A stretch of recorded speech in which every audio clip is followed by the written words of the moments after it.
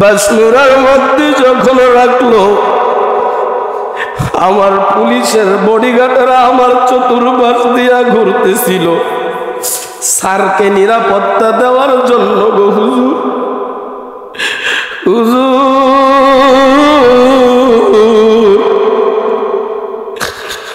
আমি এত বড় ডিআইজি পুলিশ আর অফিসার হয়েছি কথা ঠিক, কিন্তু আমি আমার চতুর্পাশে বডিগার্ড আছে, কিন্তু আমার বাবাটাকে 3.5 লাখ মাটির নিচে শোয়াইলাম। হুজুর,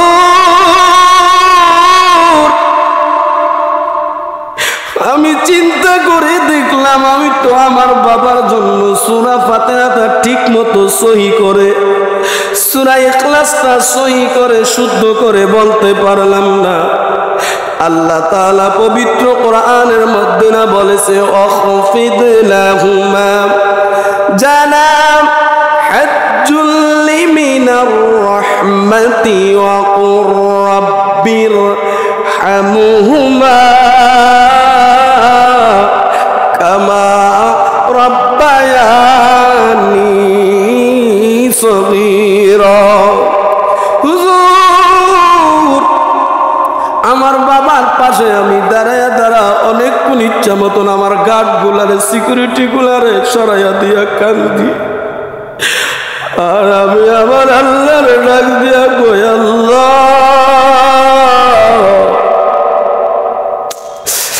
দুনিয়ার একজন সাধারণ ডিআইজি হওয়ার কারণে আমাকে এতগুলা পুলিশ গার্ড দেয়, আমার বাবার যে এই বাসমুরার নিচে রাইখা যাইতেছে। আল্লাহ গো, তুমি ছাড়া তো আমার বাবাকে দেখার মতো আর কেউ না, তোমার কাছে আমার বাবাকে রেখে গেলাম, আমার বাবার জিম্মাদার তুমি হইও। এই কথা বলে আমি বাড়িতে আইসা আর একটা রাত্র ঘুমাইতে পারি না। আজকে 1 সপ্তাহ হয় হুজুর,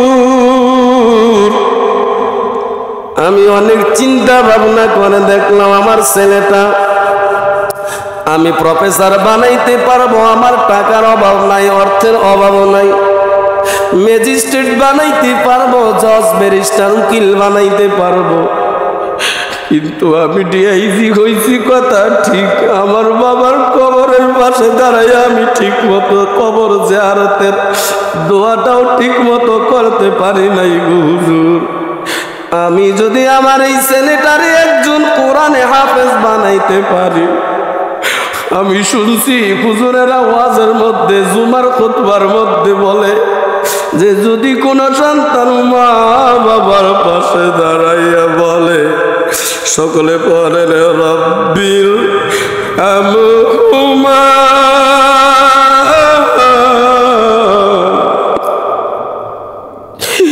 কামা রাব্বায়ানি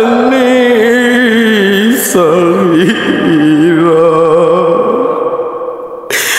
আয় আল্লাহ, আমার আব্বা আম্মারে আপনি মাফ কইরা দেন, কোথায় রইলেন প্রাণের আব্বা আম্মা লুকাইয়া, আপনার এতিম ছেলে গুকা দে বসিয়া, আপনার তিন ছেলে গুকা দে আব্বা আম্মা আছে যারো কবরে, আরে দুঃখ বলার জায়গা নাই রে, বলেন দুঃখ বলার জায়গা নাই রে,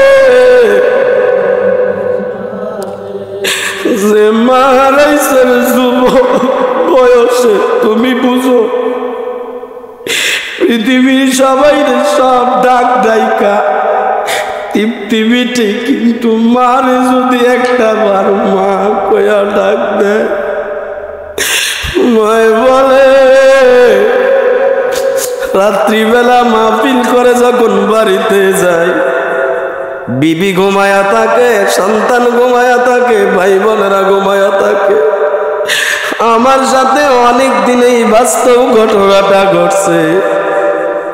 আমার মায়ের দরজার মধ্যে যায়, দরজাটা খুইলা দিয়া বলে, এই শীতের রাত্র তুই কোত্থেকে আসছস রে বাবা? মাকে বলে, মা আমি তো মাহফিল থেকে মাহফিল করে বাড়িতে ফিরছি। মা বলে, তোর বুকে ঠান্ডা লাগবে, গলায় ঠান্ডা লাগবে, মাথাটা গলাটা ঠিকঠাক মতো কইরা মাহফিলে যায়, শরীর যদি সুস্থ থাকে ঠিক থাকে তাহলেই না মাহফিল করতে পারবা। এমন আদরের ভাষা দিয়ে আমার মতো কেউ আপনাকে আদর কইরা ডাক দিবে না গো বাবা। আল্লাহর নবী হযরত মুহাম্মদুর রাসূলুল্লাহ সাল্লাল্লাহু আলাইহি ওয়াসাল্লাম কাছে একজন সাহাবী যায় বলে,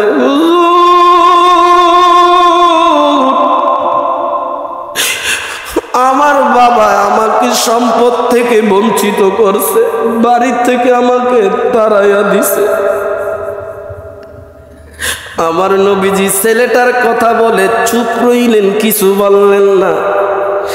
এইবার সাহাবায়ে কেরাম দেয়া ওই ছেলেটার বাবার কাছে পাঠাইলেন। বাবার কাছে পাঠাইয়া বলে, ও অমুক সাহাবী সন্তানের বাবা, আপনি কেন আপনার ছেলেটাকে সম্পত্তি থেকে বঞ্চিত করছেন, তাকে বাড়ি থেকে বের করে দিয়েছেন?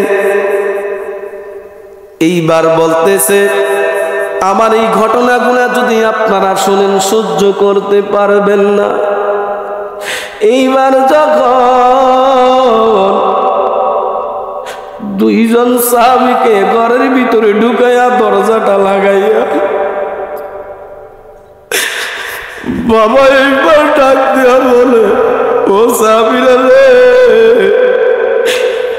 তোমরা জানো না কেন আমি আমার সন্তানরে জায়গা থেকে বিতাড়িত করছি? আমি বাবার ভিতরে কত কষ্ট যদি আপনাদের সাথে শেয়ার করি, আপনারা কি নিতে পারবেন? এই কথাটা যখন সাহাবায়ে কেরামদেরকে বলতেছেন, ইন দি মিন টাইম জিবরাইল আলাইহিস সালাতু ওয়াস সালাম আয়েশা সব কথাগুলো শুনলেন। আল্লাহর নবীর কাছে যায় সব কথাগুলো বিবরণ বললেন।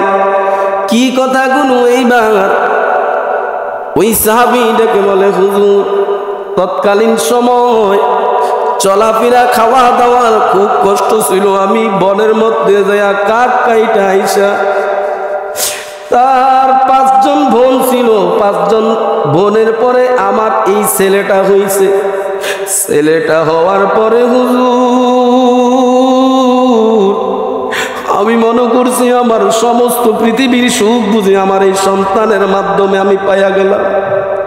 সন্তানটাকে ছোট্টবেলা থেকে আমি লালন কইরা পালন কইরা কোনোদিন তাকে কোনো কষ্ট আমি ভুলতে বুঝতে দেই নাই।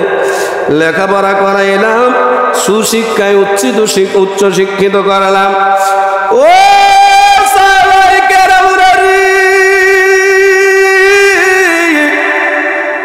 আমার এই ছেলেটারে আমি যখন উচ্চ শিক্ষায় শিক্ষিত কইনা তাকে আমি বিবাহ করাইলাম। 1 দিন যায়, 2 দিন যায়, 3 দিন যায়, ছেলেটা আমার অফিসে যায়। রাত্রিবেলা কানের মধ্যে কি যেন তার বউয়ে আমার ব্যাপারে, তার মার ব্যাপারে, তার বোনের ব্যাপারে লাগায়। আমি তখন এখনো কৃষক, আমি এখনো শ্রমিক। এই বৃদ্ধা বয়সে আমি বাবা যদিও একজন উচ্চ শিক্ষিত অফিসের স্যারের বাপ আমি, কিন্তু তাকে যখন আমি বিবাহ করাইছি, সাবিরা রে, ওই ছেলেটা 1 দিন 2 দিন 3 দিন হঠাৎ করে আমি একদিন ফালাইয়া দৌড়াইয়া যায় দেখি তার মা দাঁড়ে ছোট্ট বাচ্চা যেমনে কুকুর যেমনে পিটায় এই ছেলেটা মা দাঁড়ে এমনি পিটাইতেছে। ও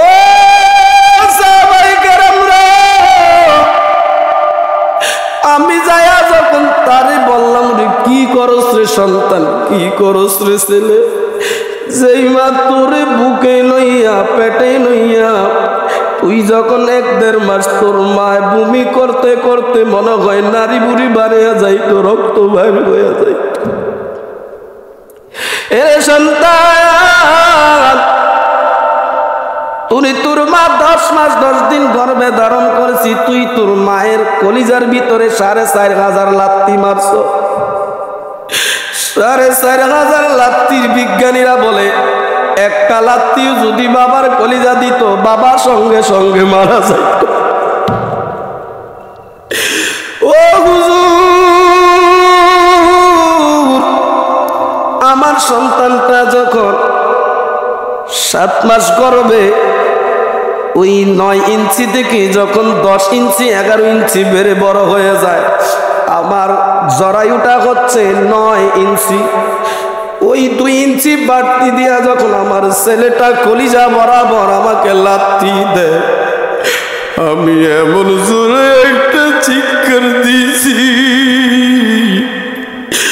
আমার কান্না তখন আমার আল্লাহ ছাড়া আর কেউ দেখে, আমার কান্না তখন আমার আল্লাহ ছাড়া কেউ দেখে নেই গো সাহাবীরা। এই কথা পর্দার আড়াল থেকে মা বিবরণ দিয়া দিয়া বলে, সন্তানটা যেদিন জমিনের মধ্যে আসে 2টা লাত্তি আমার কলিজাটা বাড়ায়া যখন দিছে, আমার কলিজাটা ফাঁকা হইয়া গেছে। সন্তানটা যখন জমিনের মধ্যে আইসা উম্মি উম্মি ওয়া ওয়া বইলা চিৎকার দিছে, আমি মা আমার এই সন্তানটারে বুকের মধ্যে নিয়ে গো হুজুর, আমি আমার ছেলেটারে বুকে নিতে দেরি, আমার কলিজার ব্যথা ভালো হইতে দেরি নাই। আল্লাহর বান্দা রাসূলের উম্মতের দল,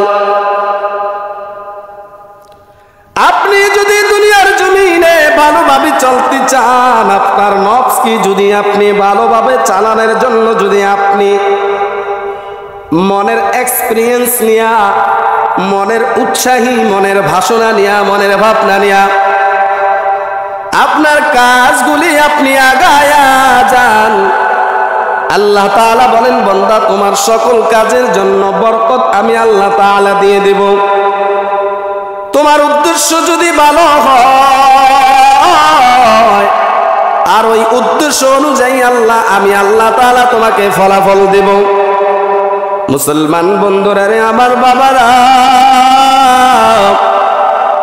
আজকে মা সন্তান তার মায়ের কথা শুনে না, ছেলে তার বাবার কথা শুনে না, একটাই কারণ মা এবং বাবা তার সন্তানটাকে শিশু থেকে কিশোরকাল যৌবনকাল পর্যন্ত ওইভাবে গড়ায়া উঠতে পারে নাই, এটার জন্য মা এবং বাবার ব্যর্থতা। কিন্তু আল্লাহ পাক রব্বুল আলামিন পবিত্র কোরআনের মধ্যে ঘোষণা করেন, হুমা জান্নাতুকা ওয়া নারু, তোমার মাতা পিতা তোমার জন্য আল্লাহর শ্রেষ্ঠ নিয়ামত, তোমার জন্য জান্নাত। আবার তোমার মাতা পিতা আল্লাহর চির অভিশাপ, তোমার জাহান্নাম। যদি মাতা পিতার সাথে সন্তান হয়, যদি তুমি ভালো ভালো ব্যবহার করতে পারো, তাহলেই তুমি সুসন্তান হিসাবে মা থেকে বাবা থেকে সব সময় আল্লাহর কাছে দোয়ার পাত্র সাজবা, দোয়া পাইবা।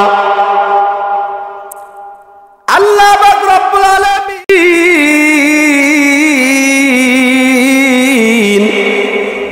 তিনি বলেন, তোমার মা বাবা যদি তোমার প্রতি সন্তুষ্ট থাকে, আমি আল্লাহও সন্তুষ্ট থাকি।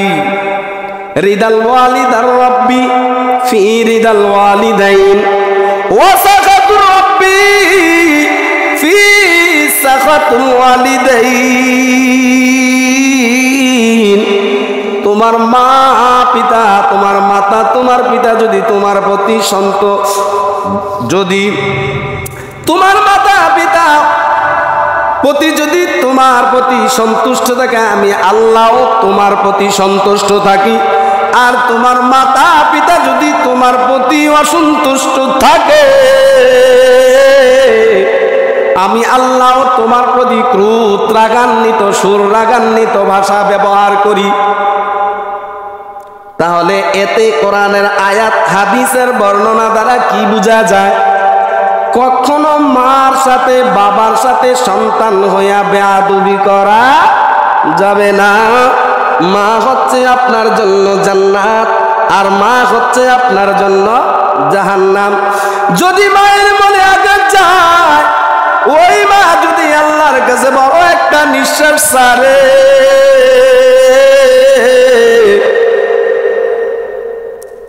মায়ের চোখের পানি আসা লাগে না।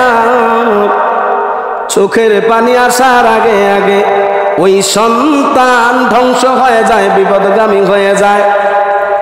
ছিল বড় ধনওয়ালা, ছিল বড় ধন সম্পদওয়ালা, আমার সাথে আপনার একটু মেহেরবানি করে আল্লাহ রাস্তে জবানটা কইলা উত্তর দিবেন। যদি আপনাদেরকে আল্লাহ জবান দেয়া থাকে, আমাকে একটু মেহেরবানি করে বলবেন তো, কয়টা রিক্সার ড্রাইভার, কয়টা দিনমজুর, কয়টা কৃষকের মা বৃদ্ধাশ্রমে আছে, আর কয়টা বড় বড় প্রফেসর, বড় বড় এমপি, বড় বড় মন্ত্রী, বড় বড় ডাক্তার, বড় বড় শিক্ষিত। বর্তমানে কয়েকটা, বর্তমান ইউটিউবের জমানা, ফেসবুকের জমানা, যা কিছু ঘটে তা কিছু ফেসবুকের মধ্যে ছেড়ে দেওয়া হয়। বড় বিচারক ছিল, বড় বিচারপতি ছিল, তার রাষ্ট্রের আইন সে প্রয়োগ করত, ফাঁসির কাস্টডি ঝুলাইত, ফাঁসির কাস্টডির আসামিকে মামলার ধারা দিয়া ফাঁসি থেকে রক্ষা করে দিত, মুক্তি দিয়ে দিত। ওই বিচারক বৃদ্ধাশ্রমে ঢুকরা ঢুকরা কাঁদে। কেন? এটাই একটার কারণ, বেশি উচ্চ শিক্ষায় শিক্ষিত করার কারণে এই ঘটনাটাই ঘটে যায়। পুলিশের আইজিপি তার কি পাওয়ার বেশি না কম? সবাই কথা বলেন, বেশি না কম? তার সামনে তার পিছনে সিকিউরিটি গার্ড অফ পুলিশ থাকে কি থাকে না? কেন? বড় স্যার একটা বিভাগের ডিআইজি, বিভাগের ডিআইজি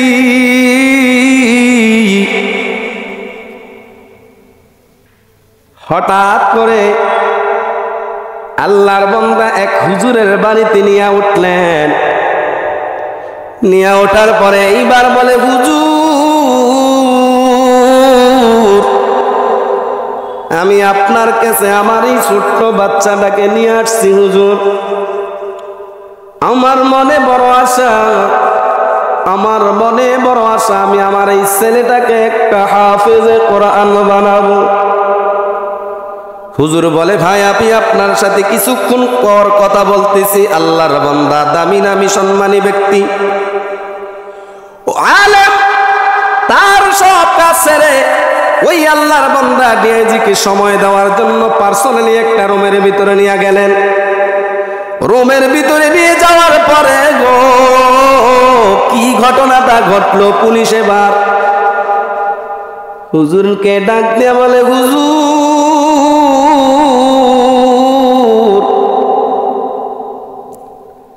আমি আমার এই ছেলেটাকে হুজুর এই কারণে বানাইতে চাচ্ছি, আপনি আমার ঘটনাটা যদি একটু শোনেন তাহলে আপনি বুঝতে পারবেন।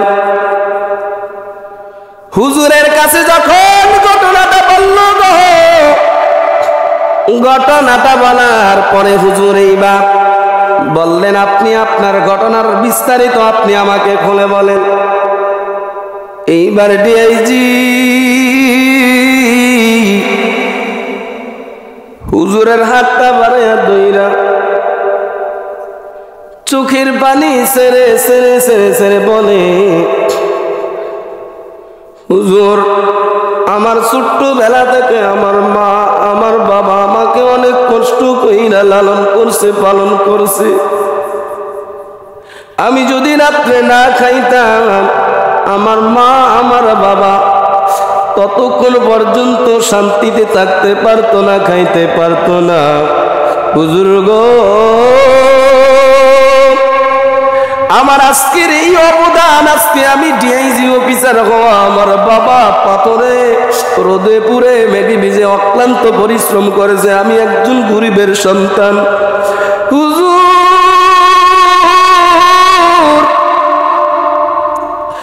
আমার এই ছেলেটাকে হাফেজে কোরআন বানানোর একটাই উদ্দেশ্য। আজকে এক সপ্তাহ খানিক হয় হুজুর, আমার বাবা এই দুনিয়ার মায়া ছেড়ে পরপারে আল্লাহর ডাকে সাড়া দিয়া কবর দেশে চলে গেছে গো হুজুর। হুজুর, আমার বাবা যখন মারা গেল, আমি যখন বাড়িতে আসলাম, আমার চতুর্দিকে গার্ড, পুলিশ সব গার্ডরা দিয়ে আমাকে সিকিউরিটি দিয়ে রাখতেছে। আমি দেখলাম আমার বাবাটাকে সার্ভেয়ার আর পালকি খাটিয়ার মধ্যে শোয়া, সাদা 3টা কাপড় টুকরা দিয়া, মাথার মধ্যে একটা বাত, হাতের মধ্যে একটা বাত, পায়ের অংশের মধ্যে একটা বাত দিয়ে আমার বাবাকে ওই বাড়ির একেবারে নীরব নির্জঞ্জাল জায়গা বাসমুরার মধ্যে যখন রাখলো, আমার পুলিশের বডিগার্ডরা আমার চতুর্পাশ দিয়া ঘুরতেছিল স্যারকে নিরাপত্তা দেওয়ার জন্য গো হুজুর। হুজুর,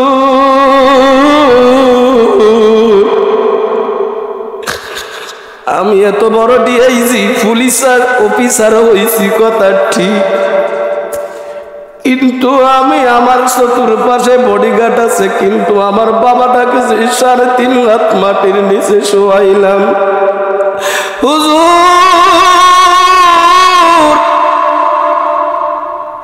আমি চিন্তা করে দেখলাম, আমি তো আমার বাবার জন্য সূরা ফাতিহাটা ঠিক মতো সহি করে, সূরা ইখলাসটা সহি করে শুদ্ধ করে বলতে পারলাম না।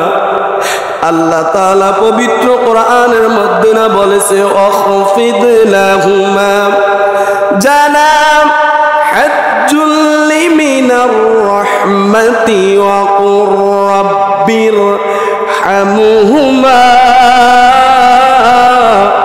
কামা রাব্বায়ানি সগীরা।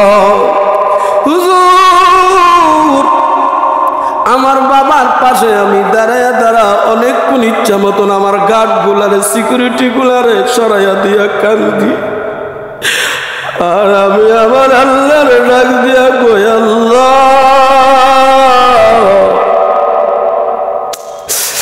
দুনিয়ার একজন সাধারণ ডিআইজি হওয়ার কারণে আমাকে এতগুলা পুলিশ গার্ড দেয়, আমার বাবার যে এই বাসমুরার নিচে রাইখা যাইতেছি।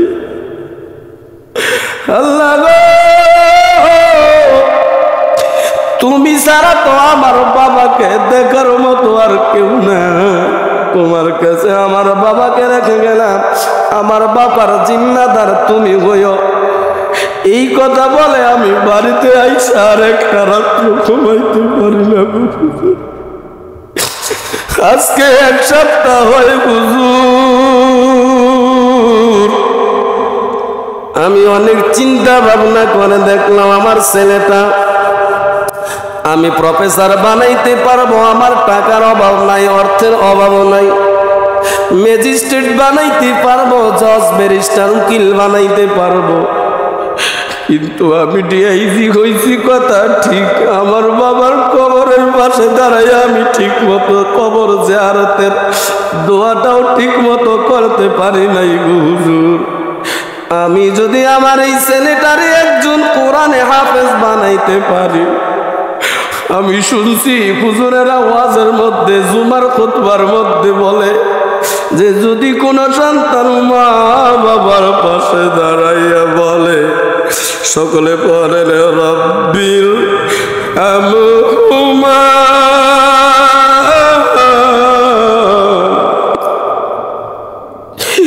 কামা রব্বায়ানি সগীরা। আয় আল্লাহ, আমার আব্বা আম্মারে আপনি মাফ কইরা দেন। কোথায় রইলেন প্রাণের আব্বা আম্মা লুকাইয়া, আপনার এতিম ছেলে গুকা দে বসিয়া, আপনার তিন ছেলে গুকান দে আব্বা আম্মা আছে যারো কবরে, আরে দুঃখ বলার জায়গা নাই রে, বলেন দুঃখ বলার জায়গা নাই রে, যে মারাইছেন যুব বয়সে তুমি বুঝো। পৃথিবীর সবাই সব ডাক ডাইকা তৃপ্তি মিটে, কিন্তু মারে যদি একটা বার মা কয়া ডাক দেয়, মায় বলে রাত্রিবেলা মাহফিল করে যখন বাড়িতে যায়, বিবি ঘুমায়া থাকে, সন্তান ঘুমায়া থাকে, ভাই বোনেরা ঘুমায়া থাকে। আমার সাথে অনেক দিনেই বাস্তব ঘটনাটা ঘটছে। আমার মায়ের দরজার মধ্যে যায়, দরজাটা খুইলা দিয়া বলে, এই শীতের রাত্র তুই কোত্থেকে আসছস রে বাবা? মাকে বলে, মা আমি তো মাহফিল থেকে মাহফিল করে বাড়িতে ফিরছি। মা বলে, তোর বুকে ঠান্ডা লাগবে, গলায় ঠান্ডা লাগবে, মাথাটা গলাটা ঠিকঠাক মতো কইরা মাহফিলে যায়, শরীর যদি সুস্থ থাকে ঠিক থাকে তাহলেই না মাহফিল করতে পারবা। এমন আদরের ভাষা দিয়ে আমার মতো আর কেউ আপনাকে আদর কইরা ডাক দিবে না গো বাবা। আল্লাহর নবী হযরত মুহাম্মদুর রাসূলুল্লাহ সাল্লাল্লাহু আলাইহি ওয়াসাল্লাম কাছে একজন সাহাবী যায় বলে,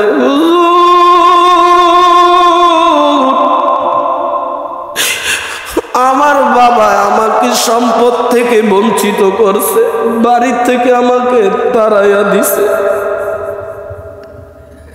আমার নবীজি ছেলেটার কথা বলে চুপ রইলেন, কিছু বললেন না। এইবার সাহাবায়ে কেরাম দেয়া ওই ছেলেটার বাবার কাছে পাঠাইলেন। বাবার কাছে পাঠাইয়া বলে, ও অমুক সাহাবী সন্তানের বাবা, আপনি কেন আপনার ছেলেটাকে সম্পত্তি থেকে বঞ্চিত করছেন, তাকে বাড়ি থেকে বের করে দিয়েছেন? এইবার বলতেছে, আমার এই ঘটনাগুলো যদি আপনারা শুনেন সহ্য করতে পারবেন না, এইবার যখন দুইজন সাহাবীকে ঘরের ভিতরে ঢুকাইয়া দরজাটা লাগাইয়া বাবা এইবার ডাক দেয়া বলে, ও সাহাবীরা রে, তোমরা জানো না কেন আমি আমার সন্তানরে জায়গা থেকে বিতাড়িত করছি? আমি বাবার ভিতরে কত কষ্ট যদি আপনাদের সাথে শেয়ার করি, আপনারা কি নিতে পারবেন? এই কথাটা যখন সাহাবায়ে কেরামদেরকে বলতেছেন, ইন দি মিন টাইম জিবরাইল আলাইহিস সালাতু ওয়াস সালাম আয়েশা সব কথাগুলো শুনলেন, আল্লাহর নবীর কাছে যায় সব কথাগুলো বিবরণ বললেন। কি কথাগুলো? এইবার ওই সাহাবী ডেকে বলে, হুজুর তৎকালীন সময় চলাফেরা খাওয়া দাওয়ার খুব কষ্ট ছিল। আমি বনের মধ্যে যাইয়া কাঠ কাইটা আইসা, তার 5 জন বোন ছিল, 5 জন বোনের পরে আমার এই ছেলেটা হইছে। ছেলেটা হওয়ার পরে হুজুর আমি মনে করছি আমার সমস্ত পৃথিবীর সুখ বুঝি আমার এই সন্তানের মাধ্যমে আমি পাইয়া গেলাম। সন্তানটাকে ছোট্টবেলা থেকে আমি লালন কইরা পালন কইরা কোনোদিন তাকে কোনো কষ্ট আমি ভুলতে বুঝতে দেই নাই। লেখাপড়া করাইলাম, সুশিক্ষায় উচ্চ শিক্ষিত করালাম। ও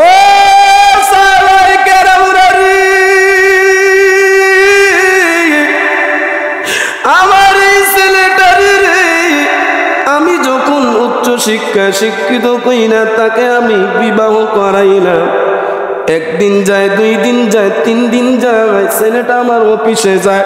রাত্রিবেলা কানের মধ্যে কি যেন তার বউয়ে আমার ব্যাপারে, তার মার ব্যাপারে, তার বোনের ব্যাপারে লাগায়। আমি তখন এখনো কৃষক, আমি এখনো শ্রমিক। এই বৃদ্ধা বয়সে আমি বাবা, যদিও একজন উচ্চ শিক্ষিত অফিসের স্যারের বাপ আমি, কিন্তু তাকে যখন আমি বিবাহ করাইছি, সাবিরা রে, ওই ছেলেটা 1 দিন 2 দিন 3 দিন হঠাৎ করে আমি একদিন ওটা পালাইয়া দৌড়াইয়া যায় দেখি তার মা ডারে ছোট্ট বাচ্চা যেমনে কুকুর যেমনে পিটায়, এই ছেলেটা মা ডারে এমনি পিটাইতেছে। ও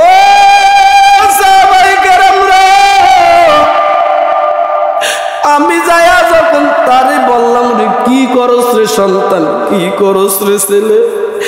যেই মা তোরে বুকে লইয়া পেটে লইয়া, তুই যখন 1-1.5 মাস তোর মায় বমি করতে করতে মনে হয় নারী বুড়ি বাড়িয়া যাইতো, রক্ত বাইর হইয়া যাইত। এরে সন্তান, তুই তোর মা 10 মাস 10 দিন গর্ভে ধারণ করেছি, তুই তোর মায়ের কলিজার ভিতরে 4,500 লাত্তি মারছ। 4,500 লাত্তির বিজ্ঞানীরা বলে একটা লাত্তিও যদি বাবার কলিজা দিত, বাবা সঙ্গে সঙ্গে মারা যাইত।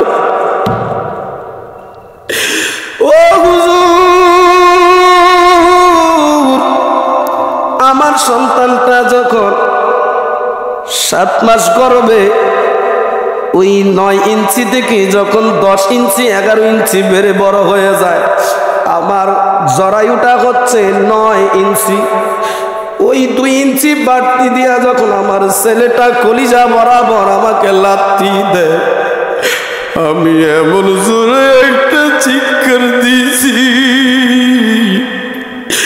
আমার কান্না তখন আমার আল্লাহ ছাড়া আর কেউ দেখে। আমার কান্না তখন আমার আল্লাহ ছাড়া কেউ দেখে নেই গো সাহাবীরা। এই কথা পর্দার আড়াল থেকে মা বিবরণ দিয়া দিয়া বলে, সন্তানটা যেদিন জমিনের মধ্যে আসে 2টা লাত্তি আমার কলিজাটা বাড়ায়া যখন দিছে, আমার কলিজাটা ফাঁকা হয়ে গেছে। সন্তানটা যখন জমিনের মধ্যে আইসা উম্মি উম্মি ওয়া ওয়া বইলা চিৎকার দিছে, আমি মা আমার এই সন্তানটারে বুকের মধ্যে নিয়ে গো হুজুর, আমি আমার ছেলেটারে বুকে নিতে দেরি আমার কলিজার ব্যথা ভালো হইতে দেরি নাই। ওই ছেলেটারে যখন ছেলের মাথার যখন এমনি ভাবে মারতাছে, আমি ধরাতে উঠানের মাঝখানে আমারে ফালাইয়া ইচ্ছা মতো এত কষ্টের আমার সন্তান হুজুর আমার পিঠটা আলগি দিয়ে আপনি দেখেন, আমার জন্ম দেওয়া ওরসজাত সন্তান আল্লাহ তারে দুনিয়াতে পাঠাইছে নিয়ামত হিসাবে, আমার কলিজার টুকরা সন্তান। আমি বাবার